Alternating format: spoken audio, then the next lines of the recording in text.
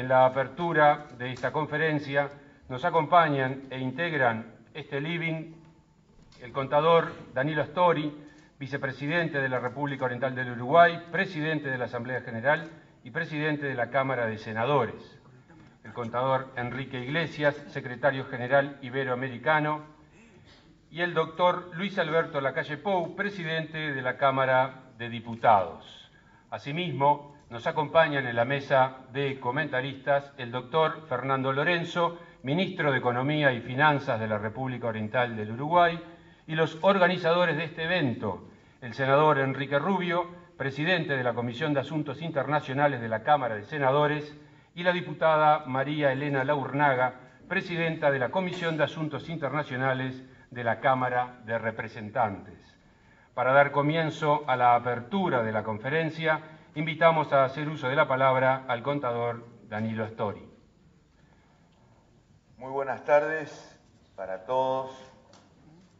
Es un placer compartir con ustedes el lanzamiento de esta experiencia que han resuelto llevar adelante nuestras comisiones de asuntos internacionales, la del Senado y la de la Cámara de Representantes. Yo comienzo por compartir mi saludo con el presidente de la Cámara de Representantes, nuestro querido amigo Enrique, secretario general iberoamericano, que siempre está tan cerca de nosotros, sobre todo en estas experiencias en las que él puede realizar contribuciones relevantes. Saludo a todos los legisladores, las autoridades nacionales, civiles y militares que nos acompañan, miembros del cuerpo diplomático, y en general a todos aquellos que se han interesado por participar en este evento.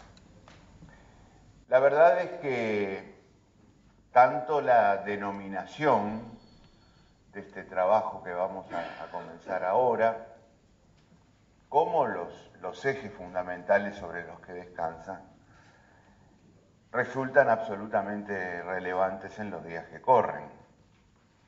Estamos aludiendo, por un lado, a la crisis internacional, que, como está quedando demostrado, significa un largo proceso, cuyas próximas etapas, incluso en sus aspectos más detallados, desconocemos, y habrá que analizar, habrá que seguir. Y por otro lado, como dice la propuesta, las respuestas que pueden venir desde el sur, esto es, desde nuestros países, lo cual a su vez involucra posibles líneas de acción colectiva de nuestros países y sobre todo la promoción y defensa de las mismas en ámbitos multilaterales. El mundo ha venido exhibiendo cambios muy importantes en los últimos años, que a mí me interesaría separar en tres categorías, muy brevemente, por cierto. La primera ya está mencionada, refiere a la crisis muy profunda del mundo industrializado, del mundo avanzado, y en particular los Estados Unidos y Europa. Una crisis que comenzó en lo que podríamos llamar el área financiera y especulativa de la economía, y luego llegó a afectar, y está afectando hoy, aspectos esenciales del funcionamiento de la economía en su conjunto, como por ejemplo los niveles de productividad, las posibilidades de crecimiento y por supuesto ese concepto que funciona muchas veces como concepto síntesis en economía y que llamamos confianza.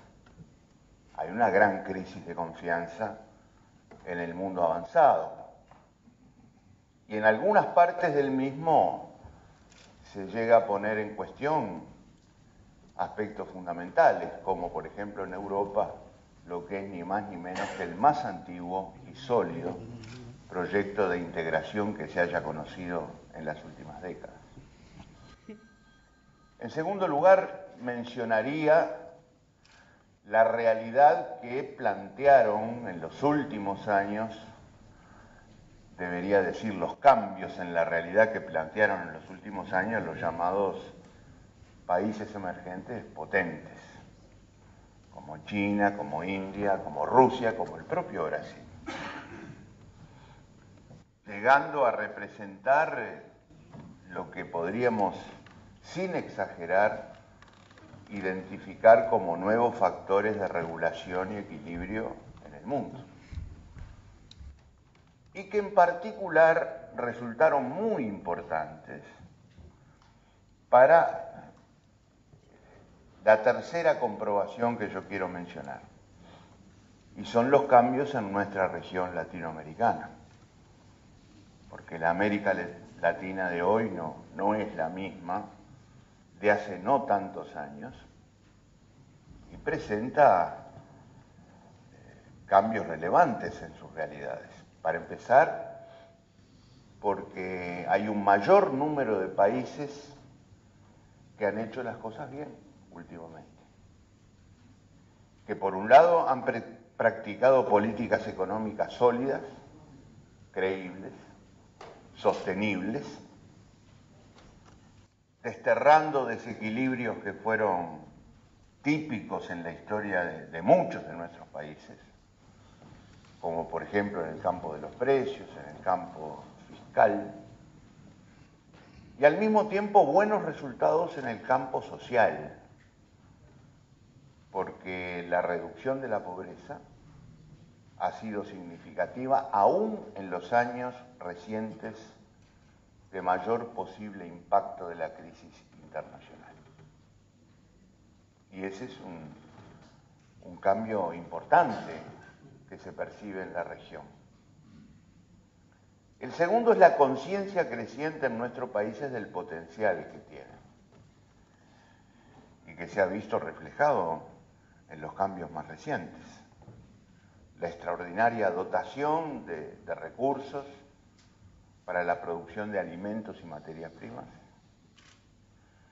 Desde el punto de vista ambiental y climático, las mayores reservas de agua dulce del mundo, solo para poner algunos ejemplos, constituyen un capital enorme, al punto tal que yo creo que no exageramos si señalamos que no es posible pensar en un mundo del futuro sin un protagonismo especial de nuestra región.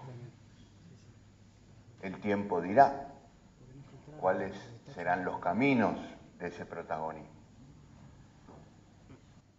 Yo creo que América Latina tiene que seguir haciendo esfuerzos muy importantes por responder a las demandas que ha venido recibiendo precisamente como parte de estos cambios más recientes.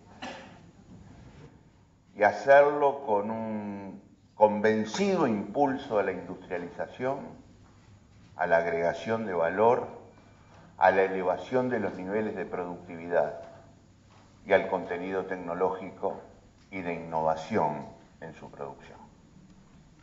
Y ese es un esfuerzo que debemos hacer en la región pensando en los próximos años. Pero al mismo tiempo creo que es más importante que nunca el esfuerzo por definir líneas colectivas de acción ante la situación actual en el mundo.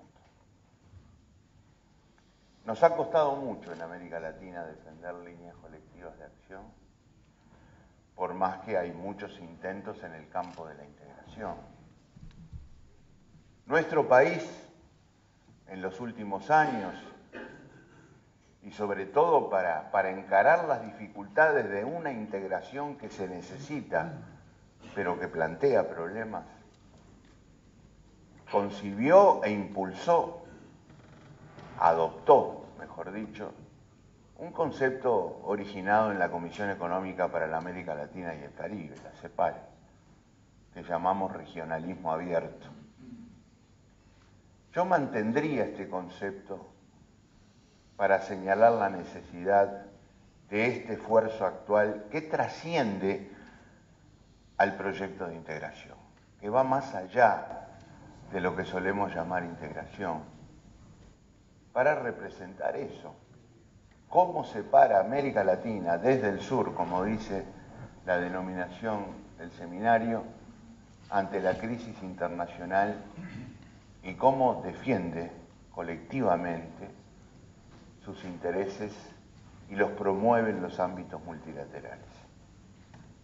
Por eso digo que es algo más que lo que siempre hemos entendido como proyecto de integración. Por supuesto, en el campo del regionalismo abierto hay siempre tres componentes, ¿verdad? Hay un espacio a favor del cual se discrimina, y ojalá no sea solo en el plano de las inversiones y el comercio, sino también en el plano político más profundo, haciendo que la cooperación trascienda a lo económico y se transforme en líneas de acción compartidas. En segundo lugar, un nivel de apertura cuya referencia es el mundo en su conjunto. Y finalmente, asociadamente con los otros dos puntos, la posibilidad de que los espacios a favor de los cuales discriminamos, también colectivamente, sean capaces de hacer acuerdos con otros. Esos son los tres factores sobre los que descansa el regionalismo abierto. Yo creo que este seminario puede ser muy útil para permitirnos, en primer lugar, intercambiar información, en segundo lugar, analizarla, reflexionar sobre ella y, fundamentalmente, elaborar propuestas en el sentido de alimentar y fundamentar la acción conjunta. Por todo esto es que tenemos mucha esperanza de que este evento constituya realmente una experiencia positiva, y desde ya mi agradecimiento a quienes han cooperado para que esto sea posible y a quienes tanto han trabajado para que esto sea posible. Yo quiero destacar en particular a la Cooperación Española, también, por supuesto, a la Secretaría General Iberoamericana, a las comisiones de Asuntos Internacionales de nuestras cámaras, a los legisladores que han concebido esta idea y han trabajado al servicio de la misma. A todos ellos, a todos ustedes, muchas gracias.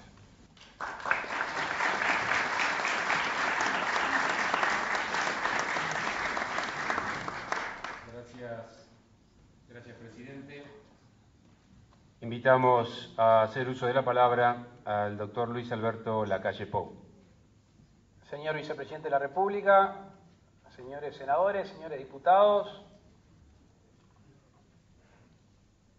contador Enrique Iglesias, secretario general iberoamericano, un uruguayo como nosotros, pero un distinguido ciudadano del mundo, el cual nos hace sentir muy orgullosos de sus orígenes. Días pasados estábamos en Cancún y veíamos un video de Enrique y solo escuchamos elogios, y sobre todo nos llamó la atención de gente muy joven, porque a veces van pasando las generaciones y el nombre de Enrique Iglesias se fortalece como una persona inteligente, generosa, que no ha olvidado dónde es, pero que su generosidad sobrepasa los límites nacionales, por suerte, y el mundo lo aprecia mucho. Agradecerle la invitación a través de la diputada Marianela Laurnaga. En realidad no sé si agradecerle, porque hablar después de Astori y antes de Iglesias es un atrevimiento, ¿no? Uno mide el nivel de osadía que puede tener. Sin perjuicio de eso, nos brindan la oportunidad. Ustedes saben que los políticos a veces no tenemos noción del peligro. En este living tan europeo que nos han armado, falta un mate y nos sentimos 100% en casa. Queremos, como no, decir algunas cosas. Desde el punto de vista político, ya no de la formación en leyes, y menos en la economía. Aunque la economía, si bien se basa en números, no es una ciencia exacta, porque bien lo decía el contador Astori, el elemento confianza es un factor preponderante. Y cuando hablan de crisis, yo lo primero que trato es mirar para el costado y ver que todo el mundo se quede tranquilo. Porque nosotros entendemos crisis, o la definición de crisis que hemos aceptado comúnmente es la patológica, es problemas. Cuando en realidad la definición propiamente dicha es un momento de ebullición, un momento de cambios y por ende un momento de oportunidades. A mí lo que más me preocupa de las crisis no es cuando estamos inmersos en ella, sino qué hacemos en época de bonanza. ¿No? Porque si hablamos de crisis que se viene es porque supuestamente estamos pasando por un buen momento. Y abundan fábulas en este sentido que no se las voy a recordar, pero ¿qué hacemos en época de bonanza? Y Uruguay desde el 2004 a la fecha ha repuntado una crisis que dejó mucha de nuestra gente al costado del camino. Vale recordar desde las ollas populares del 2003 al 2002, 2003, 2004, el 20% de desempleo, el cierre de bancos, los corralitos, etcétera, etcétera, no los quiero deprimir en la tarde de hoy, para saber qué es lo que puede pasar con una crisis muy cercana, muy local, muy casi doméstica. Y hoy que están hablando de una crisis mundial, tenemos que ver qué es lo que estamos haciendo en época de bonanza. A mí me preocupa cuando veo las cifras de endeudamiento público, privado, ya no solo cuando se comparan con respecto al PBI, sino la cifra pura y dura. Porque el PBI es variable, la cifra es pura y dura. Me preocupa la conducta de gasto público, no la de inversión pública, la de gasto público. Y no es un giro idiomático, el gasto supone que no hay retorno y la inversión supone un retorno. Me preocupa el gasto público social, porque al fin y al cabo a mí no me gusta hablar de economía con cifras, a mí me gusta ponerle rostro. Y aquí en un país que todos nos conocemos, aunque todavía no sabemos cuántos somos, esperemos que en breve sepamos cuántos somos, los números son crudos, duros y nos preocupa el gasto público porque no es sostenible. En época de bonanza es sostenible, se puede gastar a diestra y siniestra. Ahora, cuando se empieza a retraer la economía, el primer perjudicado es el que recibe el gasto público. Y parece no hay explicación. Parece solo se le puede pedir perdón.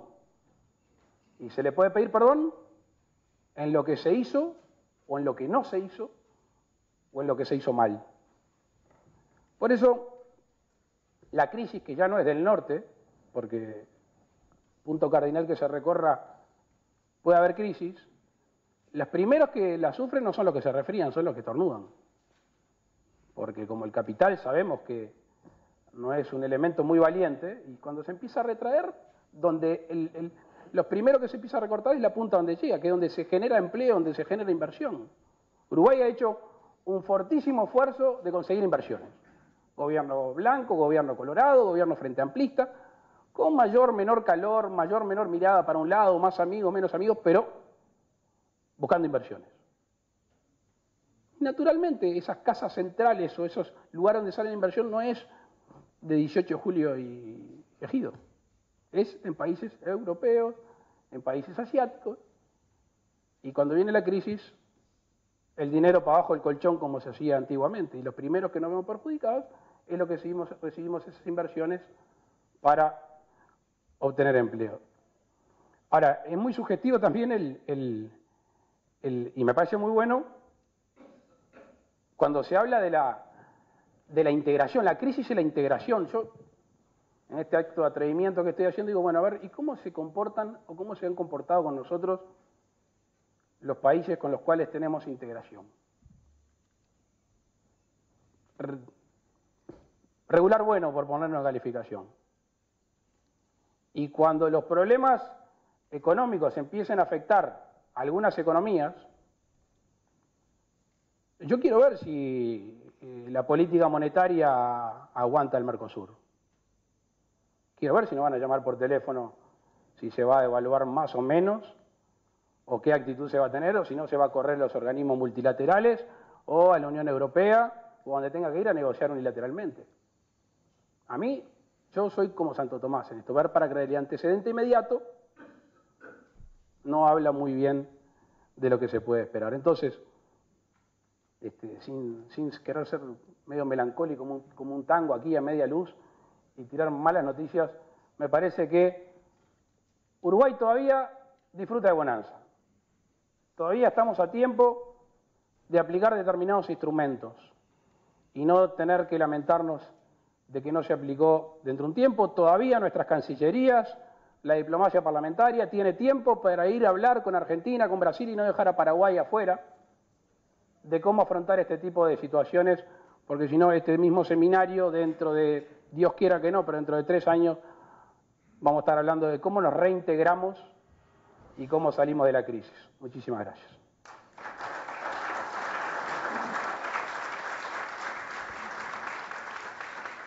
Gracias, presidente.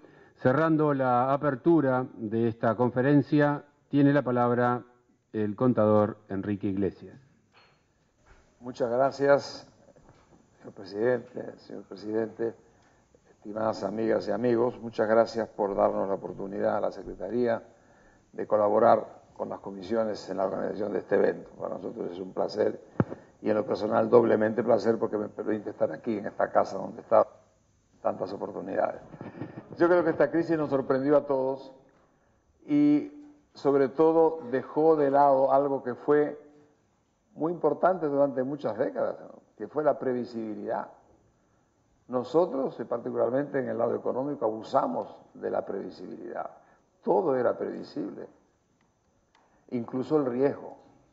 Como decía el amigo presidente, en materia económica la previsibilidad y ciertos factores van más allá de la economía y el riesgo sin duda alguna. Y eso hizo que ciertamente entráramos en una crisis imprevisible, compleja, y que sigue siendo compleja en cuanto a sus soluciones. Nosotros sabemos que esta crisis habrá de pasar, como todas las crisis fueron de una manera u otra solucionadas. El tema es que no sabemos ni cuándo ni cómo.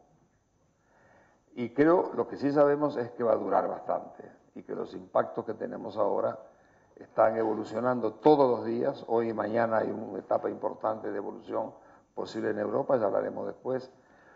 Pero yo creo que de alguna forma eso es lo que está claro. Esta crisis es una crisis que demora bastante. Y digo que demora porque muchas veces, por ejemplo, a los que nos tocó vivir buena parte de la crisis del 30, no el 30 mismo, pero lo que vino después, nos recordamos muy bien de que realmente la crisis del 30, en lo que tiene que ver con la recomposición de los mercados, se logró a mitad de la década de los 50. Y en el medio hubo una guerra y otra cuasi guerra en Asia. De manera que no digo que esto sea lo que se anticipa, no. Digo simplemente que estas crisis en su profundidad destruyen muchas cosas. Yo a veces cuando me preguntaban por qué se produce esto, yo les decía, mira, en mi país, en el Uruguay, cuando una persona mayor tiene un accidente y no se muere, y se muere a los 6 meses, y le preguntan qué le pasó, nosotros decimos se descompensó. Es una expresión muy...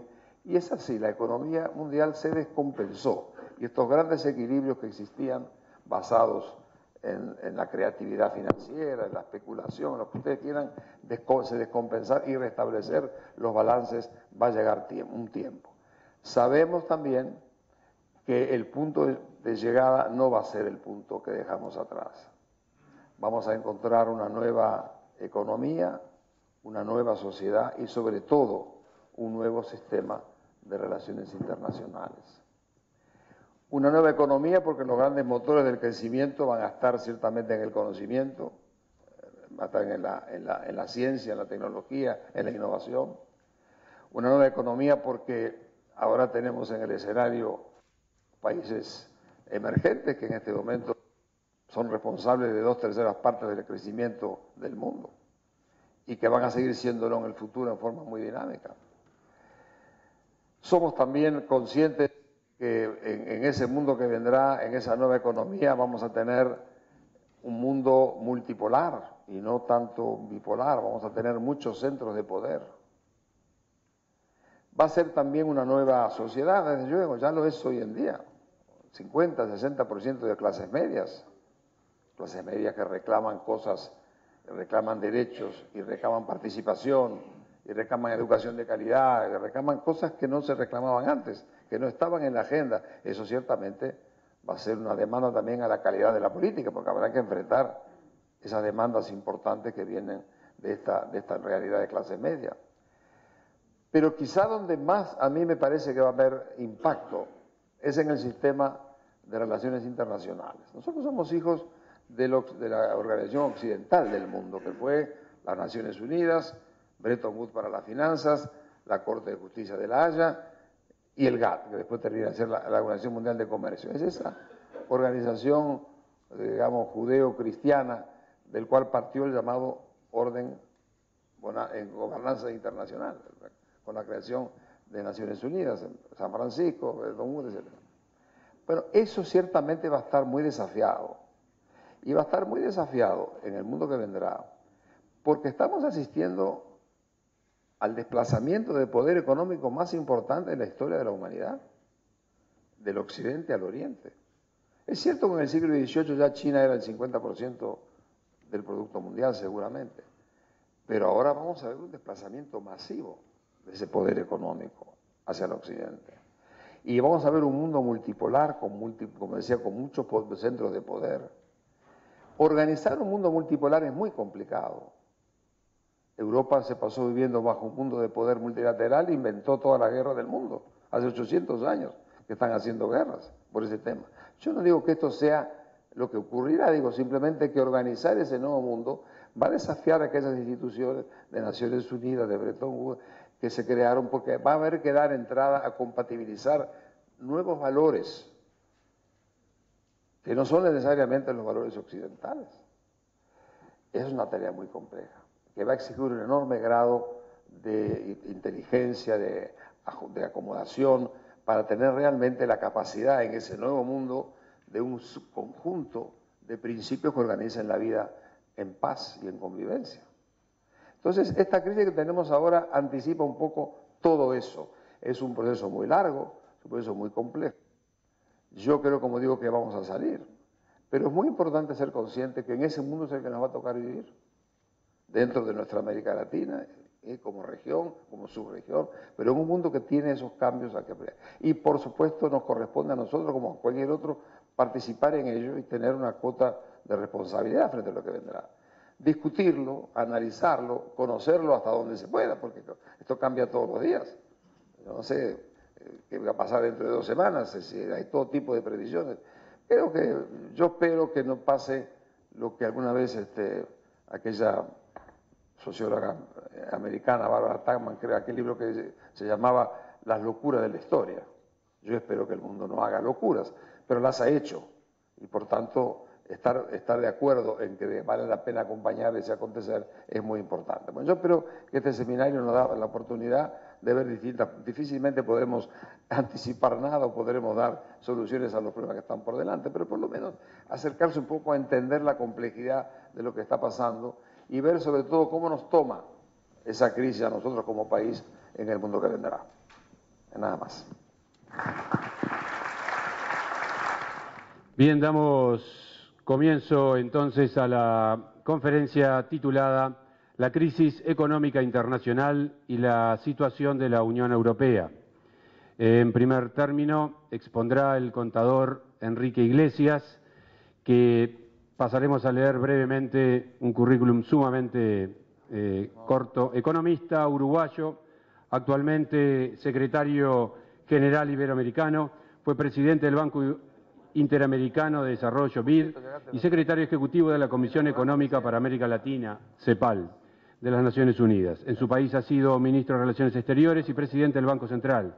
Fue el secretario general de la Conferencia Mundial de Energía en 1981 y recientemente formó parte de la comisión de alto nivel nombrada por el secretario general de la ONU para formular recomendaciones sobre la reforma de la organización y sobre la paz, el desarrollo y la seguridad nacional.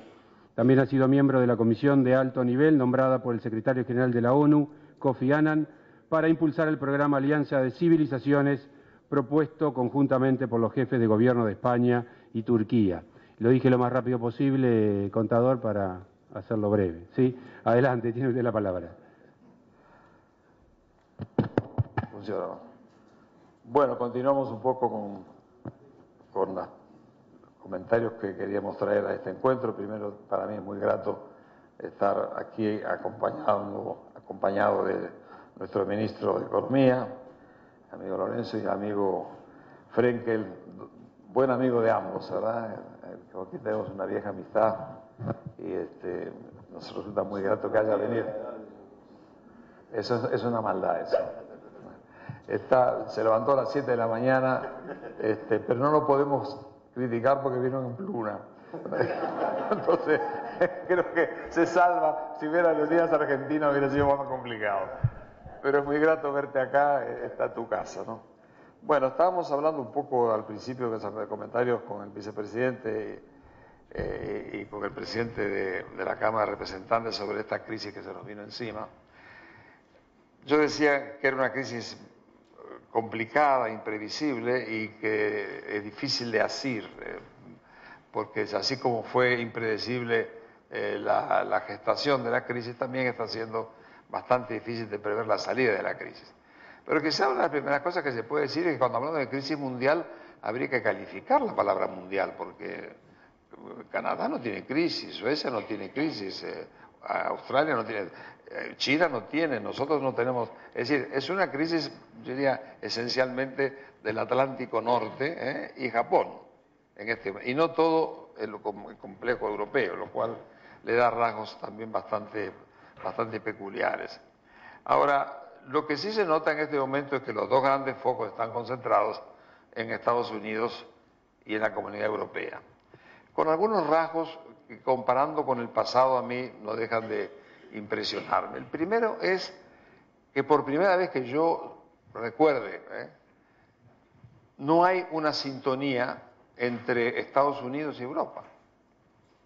Es un hecho bastante anormal. Normalmente se juntaban algunos de los países de un lado y del otro y se reunían en un hotel y resolvían los temas del mundo. Hoy en día no solamente no hay sintonía, sino que en segundo lugar tampoco hay la misma visión de cómo hacer frente a la crisis. Estados Unidos tiene una visión mucho más keynesiana, digamos, mucho más de alimentar la demanda para que no se venga abajo el nivel de actividad y tratar de que el desempleo no se agrave y se empiece a corregir, en fin, es una visión mucho, y la Reserva Federal compra todo lo que quiera comprar.